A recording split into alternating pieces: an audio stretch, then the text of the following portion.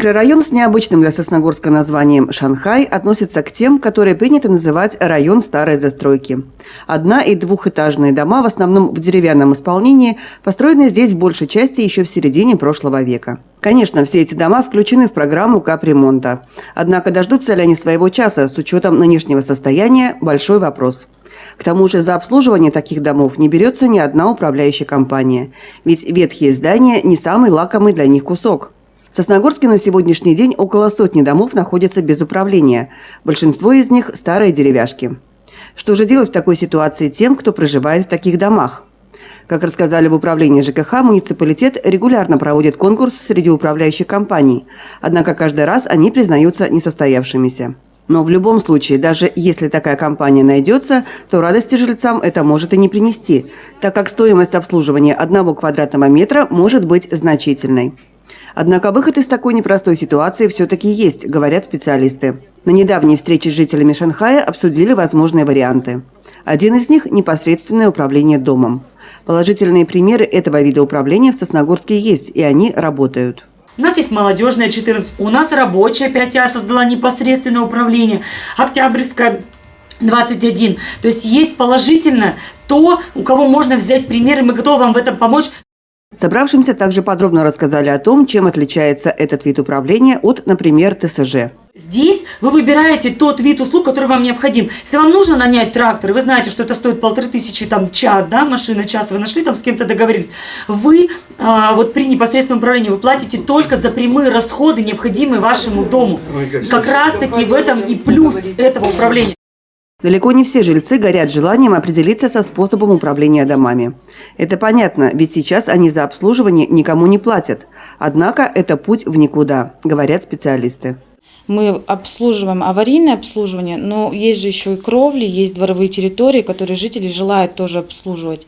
Муниципалитет активно ведет разъяснительную работу в этом направлении и приглашает жителей также со своей стороны проявить инициативу, так как обязанность определения способа управления жилыми домами закреплена за ними в законе. Мы хотим предложить жителям выбрать непосредственное управление. На сегодняшний день мы запросили справки по муниципальному жилому фонду, и буквально недели через 2 будет проводиться собрание. Много вопросов у жителей вызывает и реализация программы по капремонту. Здесь, как пояснили специалисты, тоже есть возможности для старых домов. На сегодняшний день перенести срок на более ранний – это возможно. Законодательство дает такую возможность. Что нужно для этого сделать? Для этого необходимо собрать собрание собственников, собрать необходимый пакет документов, который утвержден законодательством, и обратиться в комиссию о признании необходимости проведения капитального ремонта, которая создана региональным оператором. И такие примеры в Сосногорске тоже есть. Хочу сказать, что на 2020 год изначально был запланирован капитальный ремонт только в 6 многоквартирных домах. В связи с тем, что был увеличен взнос на капитальный ремонт, появилась возможность довключить многоквартирные дома для проведения капитального ремонта общего имущества. Что сделали жители? Когда жители узнали о такой возможности, они провели общее собрание, собрали необходимый пакет документов, обратились в комиссию. Комиссия направила в адрес управления ЖКХ решение. И на основании этих решений было внесено изменение в краткосрочный план реализации региональной программы. В результате проделанной работы в этом году будет отремонтировано не 6, а 14 многоквартирных домов.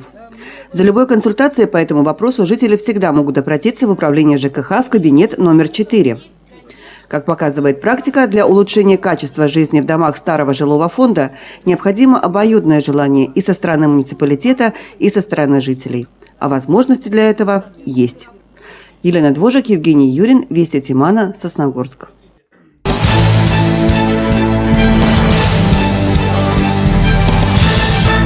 Русские забавы и море блинов. Именно так отметили Масленицу в Сосногорске.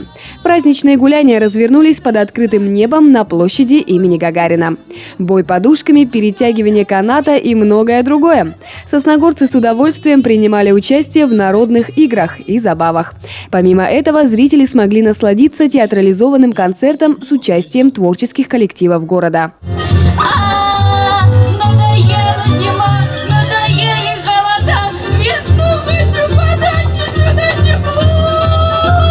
Что ж ты, доченька, батьку совсем не бережешь? Ну где же я тебе весну возьму?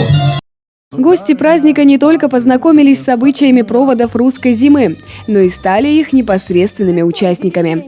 Организаторы мероприятия подготовили специальные конкурсы на лучший стилизованный костюм.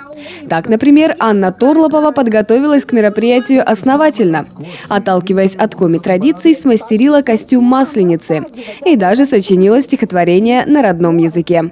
Єви вежен, воїсталун, гажечите, комі єз, тулис локти сміянкари, коллі даммі, кеджиттев. Сосногорск, мой Сосногорск, эй, гуляй, честной народ. Весну нынче мы встречаем, зиму дружно провожаем. Выбирали сосногорцы и самую роскошную бороду на празднике. Обладателем именно такой стал Сергей Шелемба. На праздник он пришел вместе со своей мамой, которая, безусловно, во всем старается его поддержать. Никогда бы не подумал, что буду носить бороду, но у меня, оказывается, прадед носил бороду с молоду. И поэтому, наверное, и я. Сначала было как-то не по себе, что он отращивает бороду. А потом что-то так пригляделось и понравилось. И действительно у прадеда была такая густая, красивая борода. Вот прям буквально недавно фотографию еще ему доставала, показывала. И тут вот надо же сразу конкурс бородачей. Так интересно, весело. Масленица – один из самых долгожданных праздников в году. Любимый всеми и известный с давних времен. Считалось, чем веселее ее отметишь, тем урожайнее и благополучнее будет год.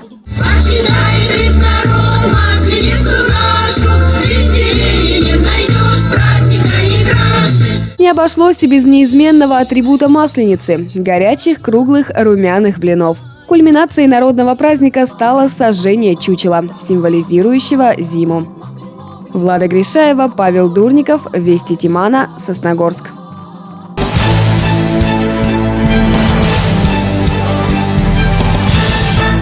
Десятая учебно-исследовательская конференция «Современный мир глазами молодых исследователей» собрала школьников и студентов в Сосногорском технологическом техникуме в конце февраля.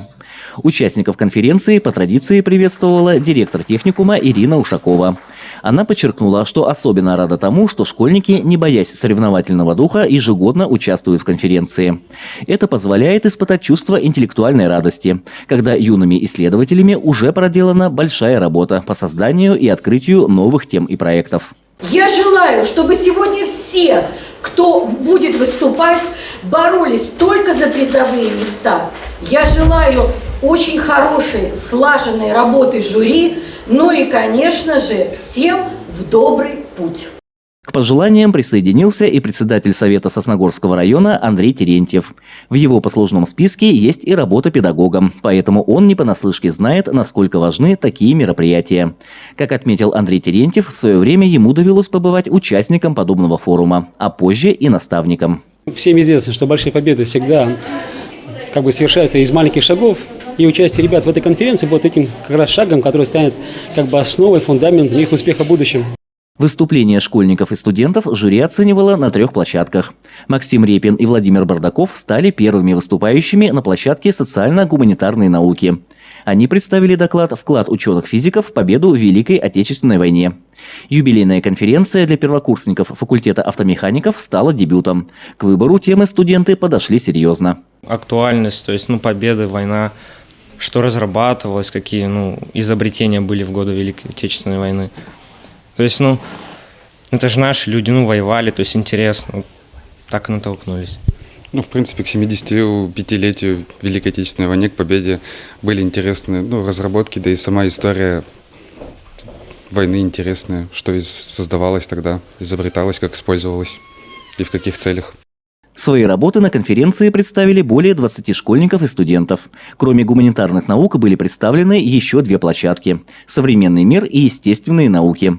Охват тем минувшей конференции был очень широк – от возрождения русской кухни и суеверий студентов до математических неожиданностей ленты Мёбиуса и исследований горячего льда. Андрей Калиничев, Наталья Максимова и Евгений Юрин, Вести Тимана, Сосногорск.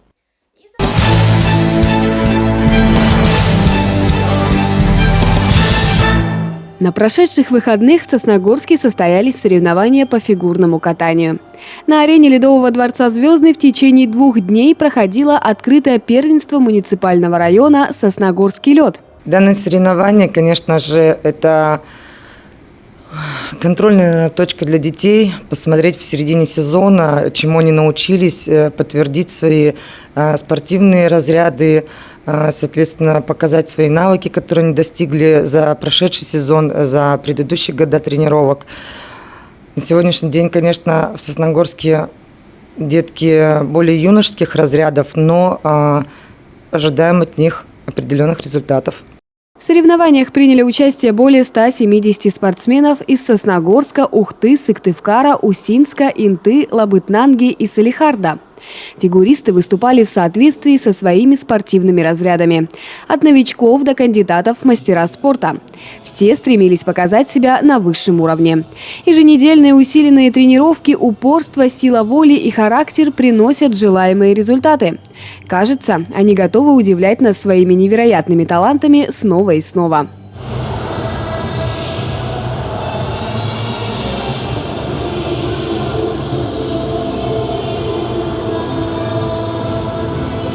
На трибунах спортсменов поддерживали самые главные зрители – родители. Они активнее всех болели за своих юных фигуристов. В свою очередь тренеры спортсменов переживали не меньше.